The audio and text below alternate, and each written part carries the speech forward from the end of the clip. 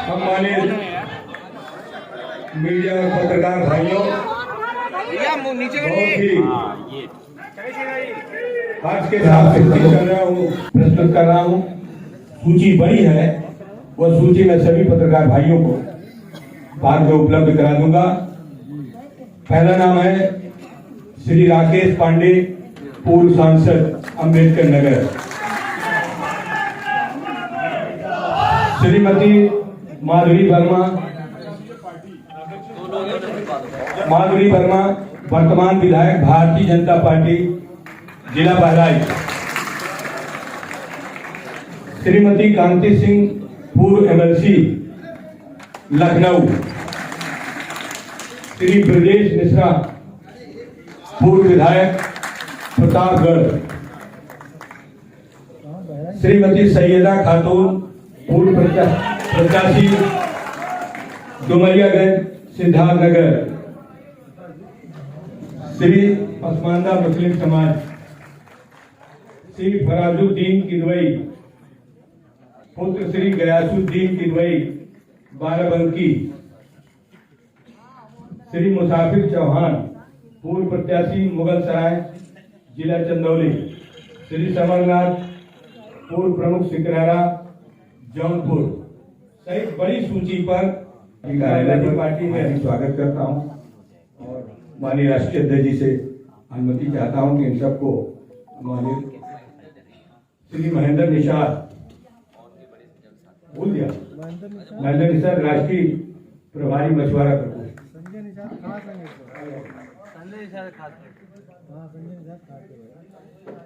तारिक किदवई, बाराबंकी, इनके साथ हाल में पहली बार आया हूं। इसके लिए माननीय राष्ट्रीय अध्यक्ष जी को बधाई देता हूं और सबसे पहले तो पत्रकार भाइयों को मैं धन्यवाद देता हूं कि आप लोगों की बदौलत हम यहाँ आए। आप लोगों की बदौलत हम यहाँ आए हैं। इसके लिए नववर्ष की ढेर सारी शुभकामनाएं। ये सच है कि आप लोगों ने अपनी लेखनी और अपने चैनलों पे नहीं दिखाया होता तो शायद इस हाल में ओम प्रकाश राजभर नहीं आ पाता। और हमारे मंच पे विराजमान तमाम पार्टी, तमाम संगठन के साथियों ने आज माननीय अखिलेश यादव जी को मुख्यमंत्री बनाने के लिए जो संकल्प लिया, समर्थन दिया, उन सभी साथियों को बहुत बहुत बधाई देता हूं। और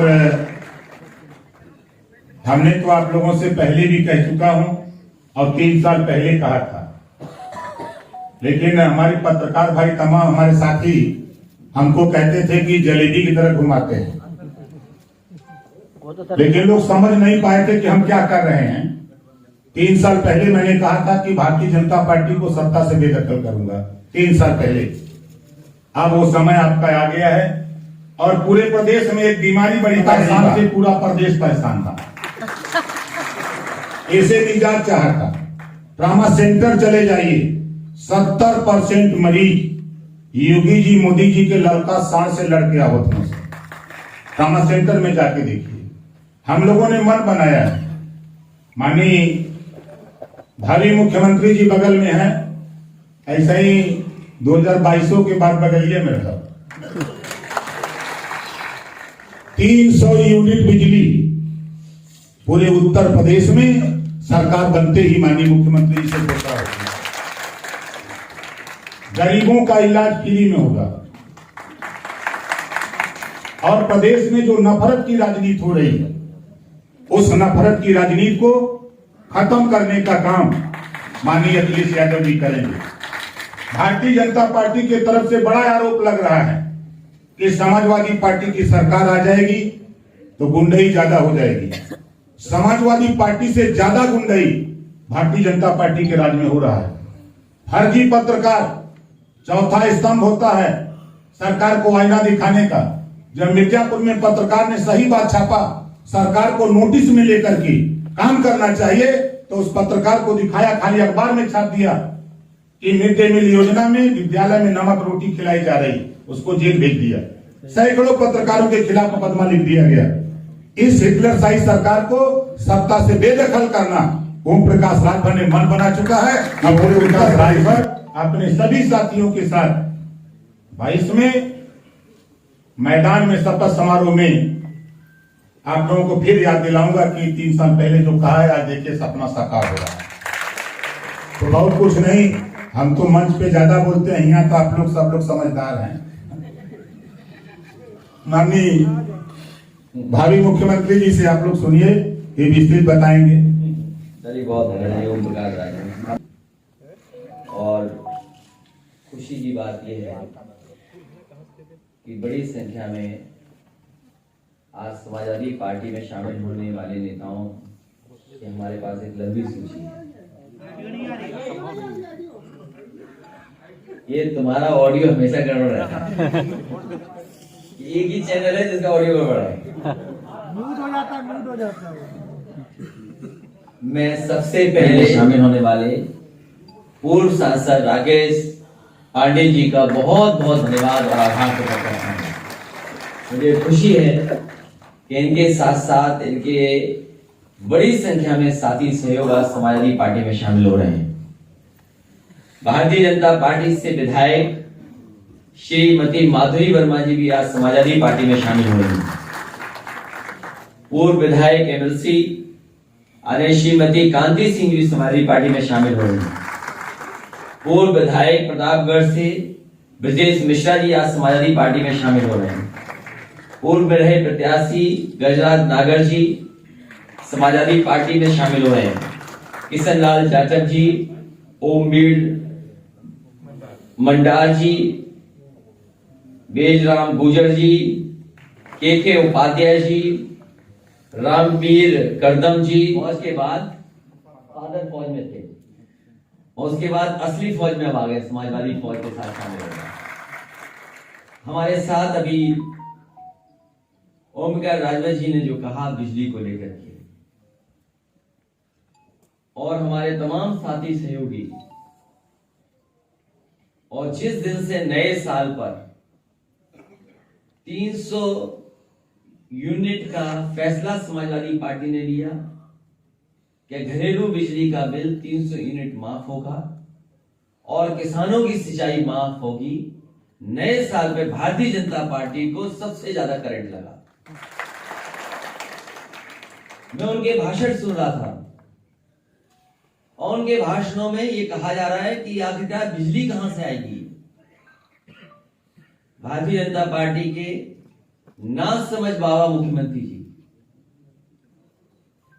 अनुपयोगी मुख्यमंत्री जी, अगर उन्होंने ठीक से काम किया होता तो आज उत्तर प्रदेश में बड़े पैमाने पर बिजली होती। हमारे उत्तर प्रदेश की गरीब जनता को, किसानों को, उद्योगपतियों को, व्यापारियों को और आम लोगों को इतना बिजली का बिल नहीं देना पड़ता जितना आज बिजली का बिल देना पड़ता है। मुझे याद है जिस समय नेताजी उत्तर प्रदेश के मुख्यमंत्री थे, कुछ लोगों ने बिजली का कारखाना न लगे उसके लिए बड़े पैमाने पर आंदोलन किया, लेकिन मुझे खुशी है इस बात की कि शाहजहांपुर में रोजा का प्लांट बिजली का लग करके तैयार हो, जो समाजवादी सरकार में पिछली बार स्वीकृत हुआ। एमओयू कर करके पुरानी सरकार चली गई, लेकिन उसके बाद जो काम होना था, सिंचाई का विभाग से पानी पहुंचना प्लांट तक, प्लांट को जमीन पूरी उपलब्ध कराना और प्लांट की उसके अलावा जो स्वीकृतियां प्रदान होती हैं उनको अगर किसी ने दिया तो समाजवादी पार्टी ने, और उसका उद्घाटन भी अगर किसी ने किया था तो नेताजी ने किया था। 3x660 super critical thermal plant जो ललितपुर में बनकर के तैयार हो गया है। उसके बाद एटा में 3x660 super critical thermal plant जो जवाहर योजना के अंतर्गत लग रहा है। हमारे अनुपयोगी मुख्यमंत्री अगर ध्यान देते तो बिजली का कारखाना जल्दी बनकर के तैयार हो जाता। हरदोई में 660 सुपर क्रिटिकल थर्मल प्लांट लग रहा है, पंकी में सुपर क्रिटिकल थर्मल प्लांट लग रहा है 660। निवेली लिग्नाइट का उसमें कांग्रेस की सरकार थी, जायसवाल जी उसके बिजली मंत्री थे, उन्होंने और मैंने मिलकर के शिलान्यास किया था और वो भी अभी कारखाना बनकर के नहीं तैयार हुआ है। अगर वो बिजली का कारखाना बनकर के तैयार हो जाता तो आज उत्तर प्रदेश के पास बिजली पर्याप्त होती। वो बन करके अभी तक पूरा नहीं हो पाया है। इसी तरह सोलर प्लांट के लो करके सोलर में बिजली को बढ़ाने का काम भी समाजवादी सरकार में हुआ। मुझे याद है जिस समय फ्रांस के स्टेट हेड उद्घाटन कर रहे थे, वो अगर योजना किसी के समय की थी सोलर प्लांट की, सोलर पावर प्लांट की, तो वो समाजवादी सरकार की थी, जो मिर्जापुर में स्वीकृत होकर के प्लांट चालू हुआ था। उत्तर प्रदेश में बड़े पैमाने पे, चाहे वो ललितपुर रहा हो, महोबा रहा हो, झांसी रहा हो, जालौन रहा हो या मैनपुरी रहा हो, और मंत्री थे इनकी विधानसभा में टांडा में जो एनटीपीसी का पावर प्लांट लगना था, जगह उपलब्ध नहीं हो पा रही थी, जमीन उपलब्ध नहीं हो पा रही थी। एलएनटी के बड़े बड़े अधिकारी आकर के यही निवेदन सरकार से करते थे कि अगर जमीन उपलब्ध हो जाए तो यहाँ पर जल्दी पावर प्लांट लग करके तैयार हो जाएगा। मुझे खुशी है इस बात की कि वहां के किसानों ने हमारा कहना माना, सरकार का कहना माना और पूरी की पूरी जमीन उपलब्ध करा दी। आज उसका परिणाम है कि वहां पर भी बिजली का बड़ा कारखाना लग करके तैयार हो गया और बड़ी कैपेसिटी का बिजली का प्लांट चल रहा है। 13 है 662 तो 1300 के लगभग मेगावाट बनकर के तैयार हो गया। ये बातें मैं इसलिए बता रहा हूं कि जब 300 यूनिट फ्री देने का वादा किया है तो उसके पीछे ये तमाम योजनाएं हैं जो समाजवादी सरकार बनने पर पूरी होंगी और उत्तर प्रदेश को 300 यूनिट फ्री घरेलू बिजली उपलब्ध कराने का काम करेंगे। हमारे किसान की आय तो दोगुनी ये सरकार नहीं कर पाई। इस सरकार ने वादा किया था भारतीय जनता पार्टी में। अभी मैं इनके लंबे लंबे भाषण सुनता हूं, इनके बड़े बड़े भाषण आते हैं, लेकिन एक भी भाषण में किसान को लेकर ये बात नहीं कह रहे। पहले तो साजिश कर करके ये 3 ऐसे कानून लाए जिन कानूनों से किसानों की खेती बर्बाद हो जाती, जमीन छिन जाती, उनके हाथ में खेती नहीं बचती। मजबूरी में उत्तर प्रदेश का चुनाव देख करके उन्होंने तीनों कानून वापस ले लिए। और मैं जानता हूं और हमारे तमाम साथियों ने बताया कि जिस समय गाजीपुर से मऊ आजमगढ़ होते हुए जब सवेरे रथ पहुंचा था, भारतीय जनता पार्टी के होश उड़ गए और सबसे बड़ा काम उन्होंने किया कि किसानों के 3 कानून वापस ले लिए। जहां उत्तर प्रदेश के किसान और पंजाब के किसानों को मैं बधाई देता हूं कि जहां पर किसान लगातार आंदोलन करते रहे, पंजाब के किसान डट गए। ये 3 कानून इसीलिए वापस लिए हैं क्योंकि भारतीय जनता पार्टी की नजर वोट पर है। साथ ही साथ ये तो बताया मैंने कि पावर प्लांट कहां लगे हैं। को जनरेशन से भी बड़े पैमाने पे बिजली बन रही है, लेकिन इस सरकार ने को जनरेशन पे कोई ध्यान नहीं दिया। जो हमारे शुगर मिल प्लांट थे उन पे सरकार की तरफ से नेताजी के समय पर एक पॉलिसी आई थी जिसके तहत बड़े पैमाने पे इन्वेस्टमेंट हुआ था और इन्वेस्टमेंट होकर के को जनरेशन के प्लांट लगे थे जिससे सरप्लस बिजली उत्तर प्रदेश सरकार को मिल रही थी।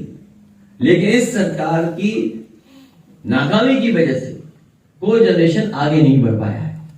तो बिजली पर्याप्त का इंतजाम करना और साथ ही साथ हमारे बाबा मुख्यमंत्री ये भी नहीं जानते होंगे कितनी ट्रांसमिशन लाइन उत्तर प्रदेश में लगी हुई है। कभी आप बताओ पत्रकार साथियों, उनके मुंह से कभी ट्रांसमिशन लाइन शब्द सुना आपने? 5 साल गुजर गए, अगर कभी ट्रांसमिशन लाइन बोला उन्होंने तो बता दो।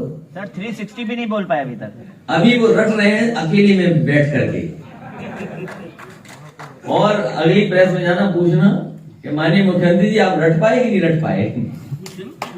अभी वो अकेले में बैठ करके रट रहे हैं कि 3x60 थर्मल प्लांट कब बोला जाए। अभी हिम्मत नहीं जुटा पा रहे बोलने की।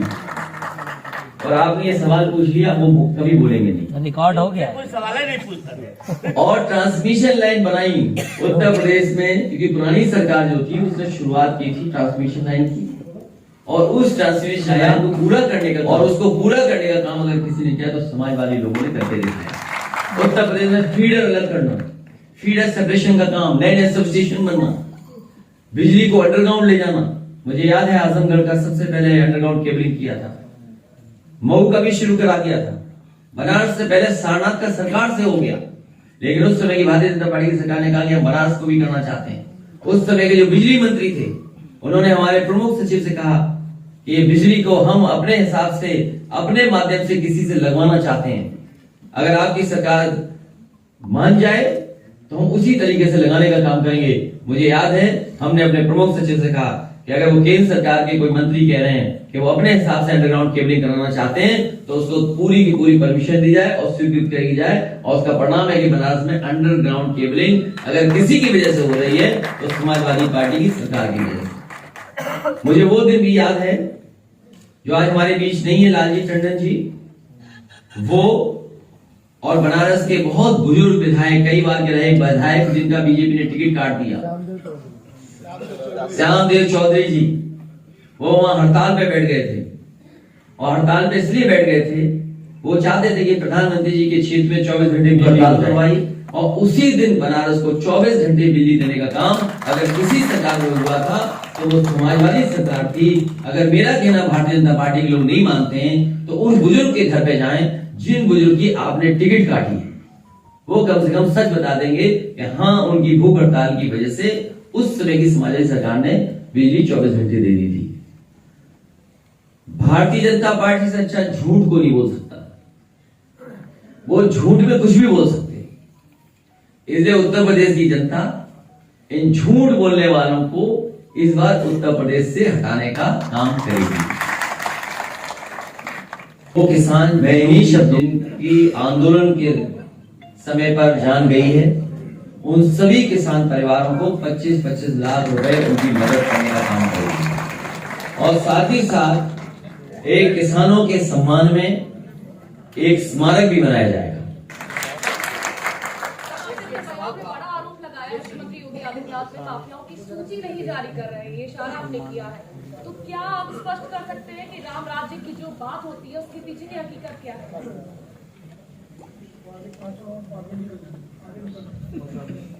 ये सवाल ऐसा है सर, आप नाम पढ़ते कि ये माफिया किस पार्टी के तो अच्छा लगता। आपने बोला ना नहीं वो तो मैंने बोला, लेकिन अगर आप नाम पढ़ के पूछती तो मुझे बड़ा अच्छा लगता, मैं बताता कि हाँ ये बीजेपी के हैं।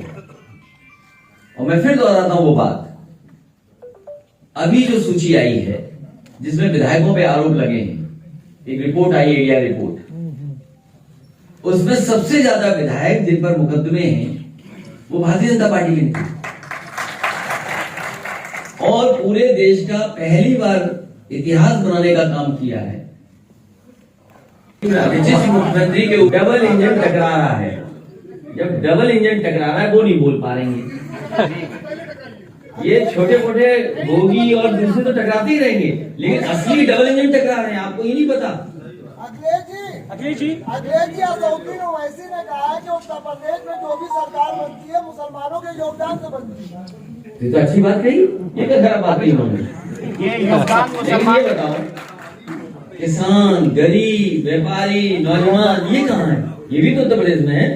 नहीं, मुसलमानों का योगदान आपके साथ है सर पूरी तरह। मेरा सवाल सर ये है कि योगी सरकार के एक महत्वपूर्ण मंत्री हैं आशुतोष टंडन जी, उनकी बहू ने उनके ऊपर आरोप लगाया है कल लखनऊ में फॉर्च्यूनर का। सर नहीं वो बात हम लोग ये पारिवारिक बातों पे हम नहीं उलझेंगे। नहीं ये हम बीजेपी की तरह नहीं है, बीजेपी की तरह नहीं है।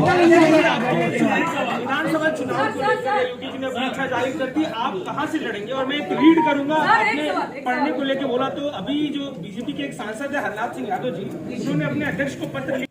उस क्षेत्र की जनता इनसे पूछेगी कि आपने वादा किया था कि किसानों की आय दोगुनी होगी, क्या किसानों की आय दोगुनी हुई? उस क्षेत्र के नौजवान जिन्हें नौकरी नहीं मिली, जिन्हें रोजगार नहीं मिले, जिन्हें बड़ा बड़ा सपना दिखाया था, वो तमाम नौजवान इनसे सवाल करेंगे कि नौकरी रोजगार मिला है कि नहीं मिला है। व्यापारी जिनके व्यापार खत्म हो गया, बर्बाद हो गए कोरोना के समय पर, किसी भी व्यापारी की कोई मदद नहीं की सरकार ने, और बिजली का बिल और तमाम ऐसे सवाल हैं जिनका जवाब भारतीय जनता पार्टी के पास नहीं है। और जब मुखिया उनके चुनाव लड़ने जाएंगे, जो दूल्हा है चुनाव, वैसे तो आप जानते होंगे, हालांकि वो उदाहरण नहीं देना चाहिए, फिर भी मैं दे दूं उसको, अदरवाइज मत लीजिएगा।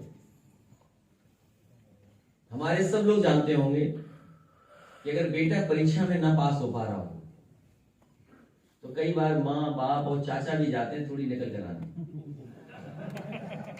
ये बात सच है कि नहीं सच? तो हमारे बाबा मुख्यमंत्री फेल हो चुके हैं, अब उनको कोई पास नहीं करा सकता। लेकिन इन्होंने जो सवाल पूछा अब जो पास कराने आ भी रहे हैं वो भी नहीं करा पाएंगे। भगवान का सत्या से वो पास कराने की नहीं भगवान है।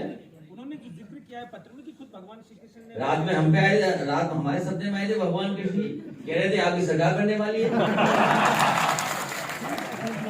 और एक बार नहीं आए, हर दिन आते हैं, हर दिन चुनाव तक तो आते ही रहेंगे। ऐसा नहीं जिस दिन भगवान हमारे सपनों में ना आकर के कहते हो कि आपकी सरकार बनने जा रही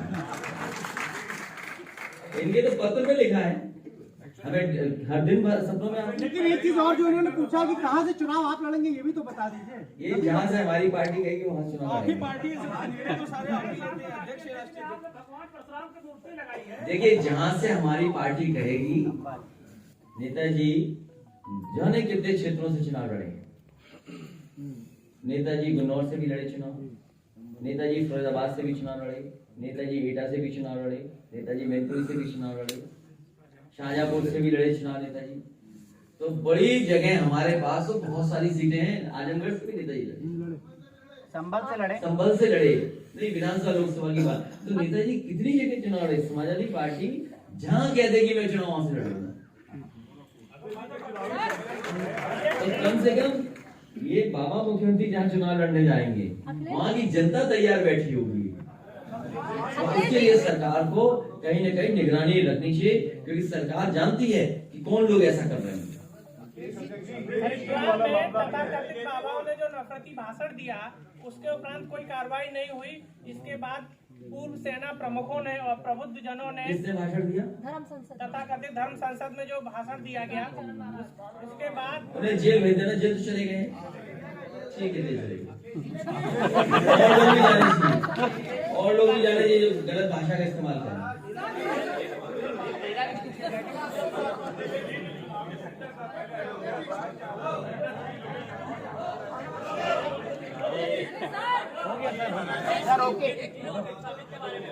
ये एक सवाल यहाँ से आ रहा है, ये पूछ रहे हैं कि कन्नौज सेंटर है, और कन्नौज आज का सेंटर नहीं, सम्राट हर्षवर्धन के जमाने का सेंटर, वो राजधानी थी देश की, और वहां एक राजा ऐसा रहा जिसका नाम कोई दूसरा रखता नहीं है, जयचंद्र।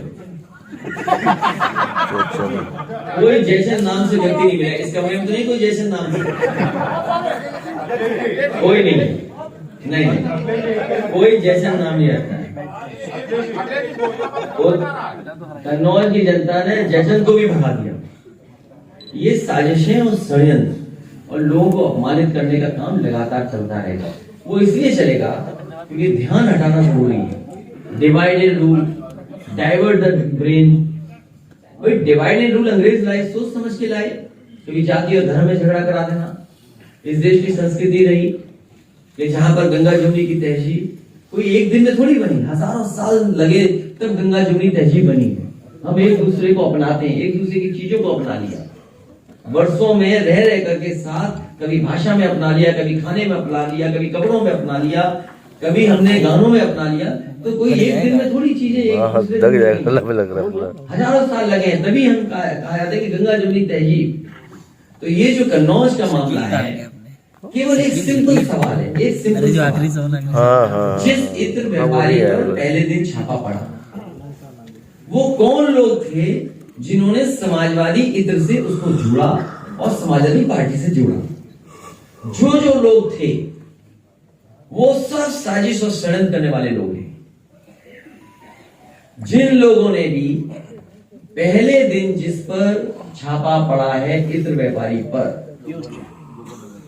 जिन लोगों ने भी समाजवादी इत्र से और समाजवादी पार्टी से जोड़ा, उन्हें निर्देश मिले कहीं से, और हमारे पत्रकार साथी ने निर्देशों का पालन किया, और ये ओबिडियंट है कुछ लोग, और उन्होंने निर्देशों का पालन किया और उसका प्रचार किया। तो कन्नौज के इत्र वो सौहार्द का इत्र है, मिलने का इत्र है। हर आदमी जीवन की खुशबू खो गए तुम, कहाँ खो गए? पता नहीं किसको व्हाट्सएप कर रहे हो। तो इत्र का हर व्यक्ति को कुछ न कुछ खुशबू पसंद होती है, कुछ खुशबू उसको नहीं पसंद होती। खाना हो, खाने में खुशबू है, ये जीवन की जो खुशबू है ये बीजेपी को नहीं पसंद। खुशबू पॉजिटिव है। अब वो बीजेपी कहे तो उसका भी बना देंगे, तो पता है तो उन्हें बनवा के भिजवा देते। कन्नौज के लोग मिट्टी का भी इत्र बनाते हैं और हर एक का एक अपना फार्मूला होता है। इत्र छोटा मोटा कारोबार नहीं है, बड़े पैमाने पे दुनिया में कारोबार है। इस सरकार को उस कारोबार को बढ़ाना चाहिए था, ना कि अपमानित कर रहे हैं। और सोचिए अल्पसंख्यकों पर कितना हमला है, वो अल्पसंख्यक थे दोनों, इसीलिए हमला उन पर हुआ है। जैन समाज क्या है आबादी में बताओ? 45 लाख, 50 लाख होगा। 50 लाख से ज्यादा जैन समाज नहीं है आबादी में। उन पे हमला हुआ कि नहीं हुआ? पहले एक कारोबारी को, और वो भी अगर छापा मारा है तो फिर दूसरे पे क्यों अपनी छापा मारा? वो इसलिए छापा मारा क्योंकि पहले छापे में उनकी नाक कट गई। भारतीय जनता पार्टी आई तो वो कौन लोग थे जिन्होंने हरियाणा में मूर्ति को तोड़ा है? सिख समाज पर क्यों अन्याय हो रहा था, अत्याचार हो रहा था और आतंकवादी तक कह दिया गया था और कहा कि ये लड़ाई किसानों के लिए हिंदू और सिखों की लड़ाई है। ये कौन लोग थे? इसलिए इनके जीवन में कोई खुशबू नहीं है, ये कभी खुशबू पसंद नहीं कर सकते। ये कारोबार के खिलाफ है क्योंकि कारोबार हमें और आपको जोड़ता है। अगर कन्नौज का कारोबार है तो किसान कहीं ना कहीं मेहंदी उगा रहा है, कहीं ना कहीं बेला उगा रहा है, कहीं ना कहीं से केवड़ा ला रहा है। केवड़ा लाने वाले की जात क्या है, इत्र बनाने वाला कौन है, लगाने वाला कौन है? तो कारोबार हमें जोड़ता है, व्यापार हमें जोड़ता है। ये कभी कारोबार और व्यापार की बात नहीं करेंगे, ये केवल नफरत की बात करेंगे। इनके अंदर केवल नफरत की दुर्गंध है। और ये तो फूल पेड़ों के नाम नहीं जानते। ये नेशनल हाईवे पर लेफ्ट साइड में है, सोचिए आप कितनी सुपरहिट फिल्म थी, बताइए। ये किसने तुलना की है बताओ? हमें कौन है गब्बर जिसने तुलना की है? आपकी तुलना गब्बर किस गब्बर ने की है बताओ ना? कौन है? वही गब्बर। तो गब्बर को जवाब दो, आज देंगे जवाब। उनके आपने नहीं देखी वो जन सेवा यात्रा? कई जगह की तस्वीर मैंने देखी, कई जगह की तस्वीर आई हैं। वो ऐसी तस्वीर है कि चौमिन ठेले पे भी ज्यादा भीड़ दिखती है। और जाने दोगे हम लोगों को कि नहीं जाने दोगे?